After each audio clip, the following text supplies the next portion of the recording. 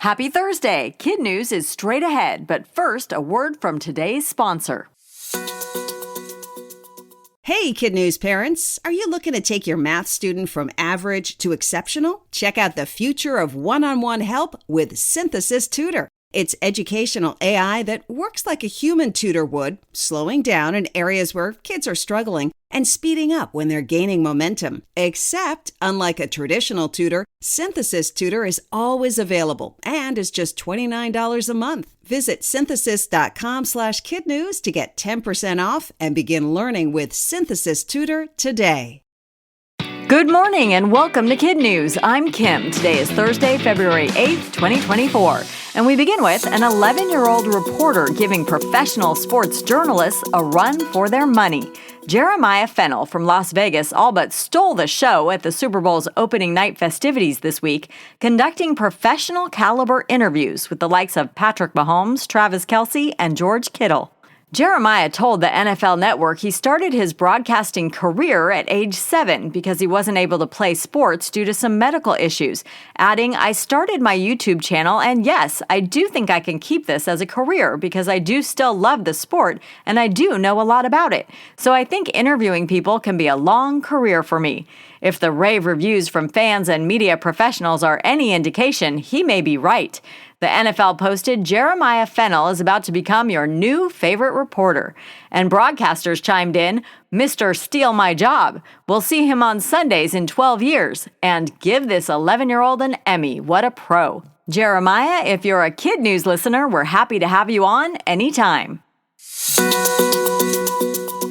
It's history in the making at the United States Supreme Court, where the justices are hearing arguments for the first time ever on whether a presidential candidate can be bounced from the ballot. The case stems from a Colorado court ruling that found former President Trump's behavior on January 6, 2021, violated a clause in the 14th Amendment that says an elected official cannot return to office after engaging in an insurrection or rebellion against the government. The former president is appealing on multiple grounds. Oral arguments take place this morning, with lawyers on both sides allowed 40 minutes each to state their case. According to CNN, the Supreme Court's decision will have far-reaching implications for the 2024 presidential election, as it effectively decides whether Mr. Trump can continue to run for office, as several other states are similarly contesting his eligibility. It also marks SCOTUS's most significant involvement in a presidential race since its decision on Bush versus Gore in 2004. In other presidential politics, the Nevada Republican caucus takes place today, not to be confused with the Nevada primaries held Tuesday, in which GOP candidate Nikki Haley lost to literally no one. Ms. Haley faced no major challenger, but according to the Associated Press, more voters checked the box for none of these candidates than for Haley, handing her a stinging defeat that she brushed off by saying the state was, quote, in the tank for Trump. Mr. Trump opted to compete only in today's caucus, which, according to new Republican rules, is the only contest where a candidate can receive the delegates needed to secure the nomination. On the Democratic side, President Biden easily won Nevada's primary against his lesser-known challengers. His party will not be holding a caucus. Skipping out on standardized testing will no longer be allowed if you want to get into one of the country's most famous Ivy League schools. Dartmouth College in New Hampshire announced Tuesday it is reversing its test-optional policy adopted during the pandemic, and now will require applicants to submit scores from either the SAT or ACT. According to CBS News, the decision was made following a study commissioned by the school's president, who said standardized testing allows us to admit a broader and more diverse range of students. Dartmouth is the first Ivy to bring back the test requirement. No word yet on whether others will follow. The renewed policy applies to prospective students in the class of 2029.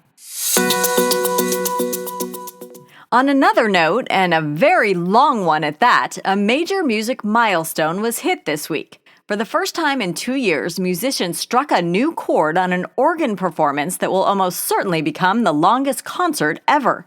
According to NPR, it all started in 2001, when musicians at an ancient church in Germany began performing a piece by American composer John Cage. He titled it Organ 2 ASLSP, which stands for As Slowly and Softly as Possible. But he likely never imagined the group would take him so literally by coming up with a way to make the music last for 639 years. Using small sandbags to hold down the keys, the first note lasted a full 8 years. A D note struck Monday will reverberate until 2026, when an A will take its place. The final note is slated for the year 2640 at the earliest. And on that note, still ahead, why it's a special day for fans of a Lakers great. But first, we want to wish another up-and-coming hoop star, Charlie in Washington, D.C., a big happy 12th birthday. Charlie, your family is so proud of the creative, curious, and kind person you are. And we understand you're now dunking for the Dragons. Best of luck with your season. Now, today's Kid News quiz. How old is the sports reporter making headlines at the Super Bowl?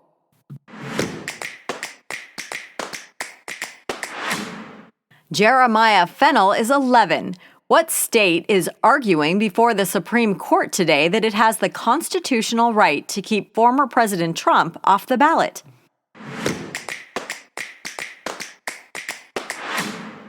Colorado. Which Ivy League school is reinstating its testing requirement for admissions?